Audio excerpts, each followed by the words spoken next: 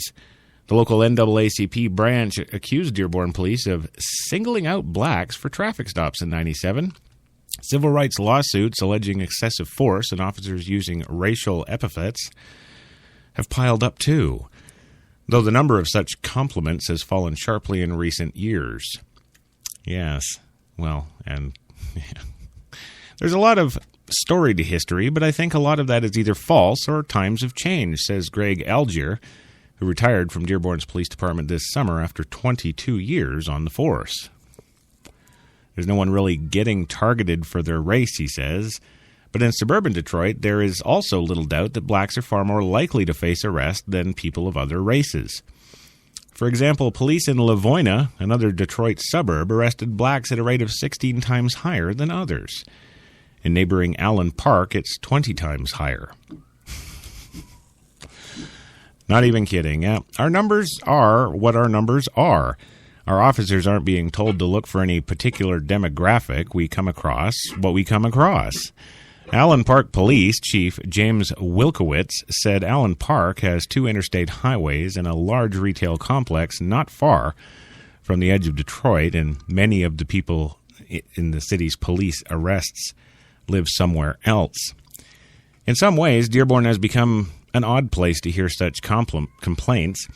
Its police department won civil rights awards this year. Haddad is the state's first Arab-American police chief, and among the most significant lawsuits over policing, there is a complaint that county sheriff's deputies didn't do enough to protect a group of white Christians who were protesting in an Arab festival in Dearborn.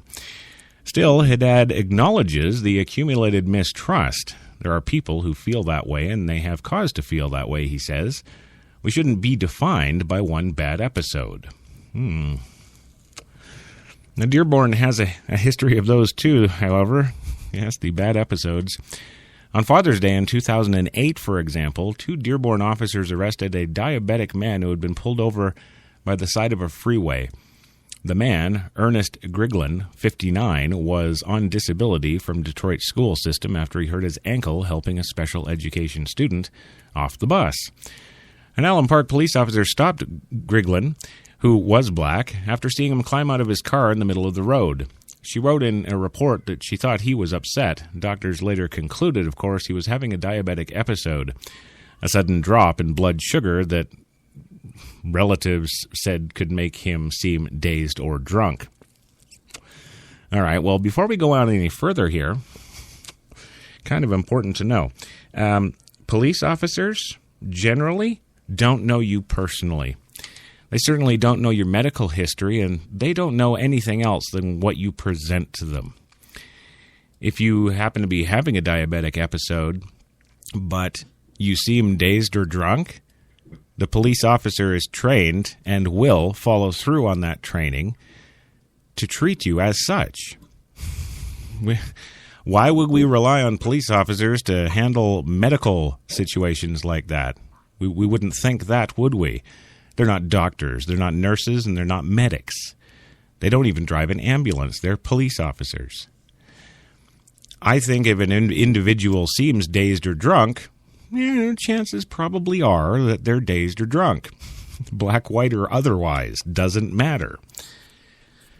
Well, the 2 Dearborn officers arrived moments later. One, Richard Michalski, wrote that officers were afraid Griglin might have a gun in his waistband, so they guided him to the ground and wrestled him into handcuffs. Well, the gun turned out to be an insulin pump. Witnesses remembered it differently. One, Yolanda Lipsy, testified in a deposition that the Dearborn officers threw Griglin to the ground and just started beating him. They were beating him up, quote. Yeah. So there's that. But, look at the name. All right, Yolanda Lipsy. And what's her color? Well, she's black. You guessed it. When she saw her husband, Pam Griglin thought he had been in a car accident. His clothes were all torn and dirty and looked scuffed. He had a large knot on his forehead, and it was like the size of a golf ball, and he had what looked like boot prints on his face, she said. I just couldn't believe it. And he said, "They beat me, Pam." Griglin complained that his head hurt, then he said he could not see. Well, that was the last time my husband spoke to me, Pam said. He spent the next 11 months in a coma and finally died in 2009. The medical examiner listed his cause of death as bleeding in his brain caused by blunt force trauma, alleging the injuries almost the year previous. Dearborn settled a lawsuit brought by Griglin's family. The department was reprimanded, and both officers were reprimanded as well, turning in their use of force reports late. Mikulski later resigned after he was charged with assault and brandishing a firearm during an off-duty traffic incident. Separate from this, he declined to comment. The Dearborn policemen seem like they're kind of a little rougher with the black community, Pam said. My husband was a good man, a hard worker. He took care of his family. He had a diabetic episode, and they thought the worst. Thought he was drunk. Thought he had a gun. Black man in a Cadillac. They thought the worst, she said. Now, of course, this is kind of the funny thing, people, isn't it? We entrust police to enforce our laws and protect the public. Well, enforcing the laws, let's take a look at the laws for a second. Most of them, it can be said, are laws against crimes that, well, you'd have to expect pretty much the worst case scenario from most people to even have them break those laws. Bank robbery, assault, murder, rape, the list goes on, doesn't it? I think it's absolutely justified for police to be thinking the worst all the time. And I know this because I attended the police academy myself in 1999. I can speak to their training, and I can certainly speak to the expectations of the general public when it comes time for you to get in that car and go out and enforce those laws. But what does that have to do with the whole race thing? Is it a race thing or is it a crime thing? Is it an education thing? Well, let's take another look at maybe some other cross-sections that might help us figure this out. We're going to go for our second commercial break, and when we come back, I'm going to tell you about Starbucks CEO. Yes. And no, not just because his lovely beverage destroyed our mixer last night. No.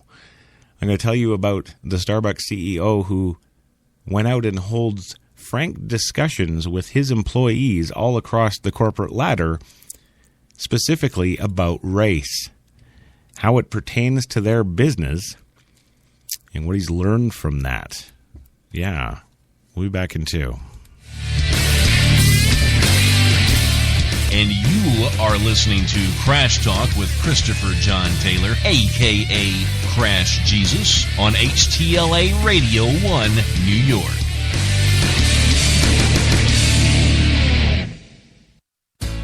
Good morning. Welcome to Tim Hortons Cafe and Bake Shop, where fresh always tastes better. What can I make you this morning? How about our new flatbread breakfast paninis? Made fresh, just for you, with your favorite breakfast ingredients on maple or multigrain flatbread, then grilled to hot, melted perfection. Just $2.99. Who couldn't warm up to that? Tim Hortons Cafe and Bake Shop, where quality really does meet value. Fourth down, Coach. What do we do? I'll tell you what we do. I want you to go on the field. Look for anything with an O. Let's kill them. With kindness. Jimmy, I want you to make balloon animals. Tyler, make little tea cozy. Something fun. Are you okay? We will win this for Mother Russia! Coach, eat a Snickers. Why is that, Chief? You get a little loopy when you're hungry. Better. Now let's go for it! Yeah!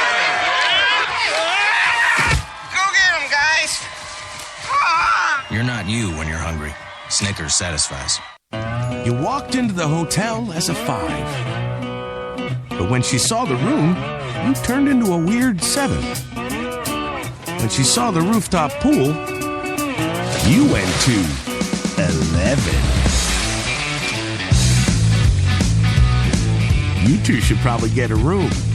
Oh, that's right. You already did. At Planet Earth's #1 accommodation site, Booking.com. Booking.yeah. The hot new accessory? Browse that wow. New from Maybelline, New York, it's Brow Drama, our first sculpting ball brush with tinted gel. Just sweep, then sculpt for bolder, sculpted brows. New Brow Drama. Get the look at Maybelline.com. Maybe it's Maybelline. Some said the U.S. has lost its innovative power. We said America is lighting the way as the innovation nation.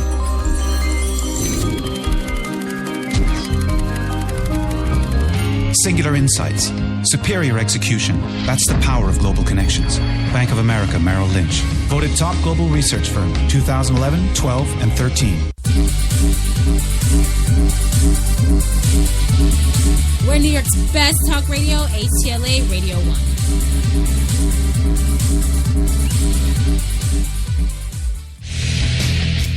1. You know, it's true. We are. Talk, and more talk. That's what we got rolling here today. 32 degrees still in Central Park, nice and sunny.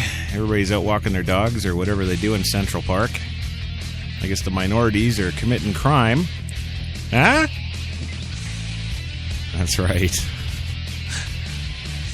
We got the one, the only Jenny McCartney in the booth today for us, pushing the buttons, making us go. She's gearing up, too, for coffee and cigarettes today at 4 p.m. Eastern. Moving it back an hour because of my Fat Talk show here. So there you go. And, yeah, we're talking race wars today. Yeah, we're talking all kinds of stuff that's not so black and white. And we're talking about the people who are doing the bitching. We're talking about the reality of it all. What's going on out there? And how are we ever going to come to the bottom of that when people can't get past their own emotions? Yeah. Yeah, you heard me. I mean, think about it.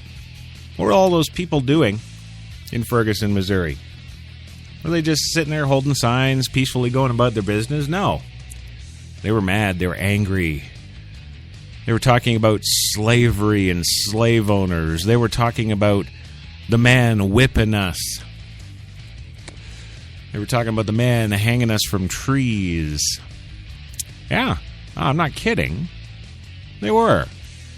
And I don't know about you. I don't own a cotton plantation. Never did. Neither did my mom or dad. Neither did my grandparents or indeed their grandparents. Did not happen. And anybody I've ever met, which is a hell of a lot of people, anybody I've ever met, not a single one of them could old Crash Man here find owned a plantation and owned slaves. Nope.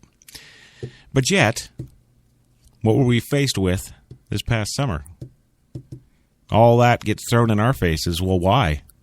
We didn't do it.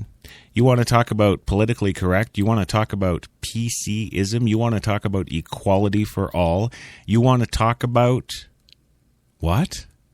Black Lives Matter? Well, put this shirt on.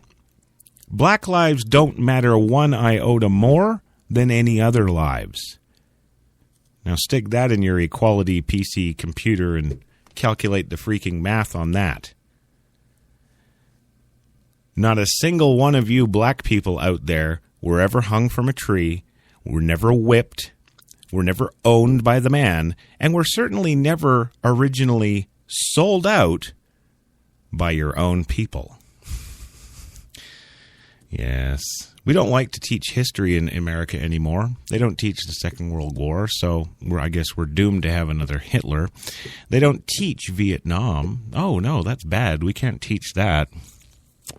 Kids might get the wrong idea. They might take that aggression and that warring for, oh, what?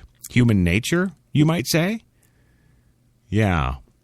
Well, I call up a whole panel of psychiatrists that would absolutely 100% unequivocally agree with me on my summation of the human condition. And since we're all human and we're all equal, take those shirts off, by the way, we got to be doing away with the Black Lives Matter thing. We got to be looking more at the real underlying issues. And no, it's not just a bunch of pissed off white cops. in certain cities across the great country. No. Sorry. Police enforce the laws. It's their job to seek out criminals.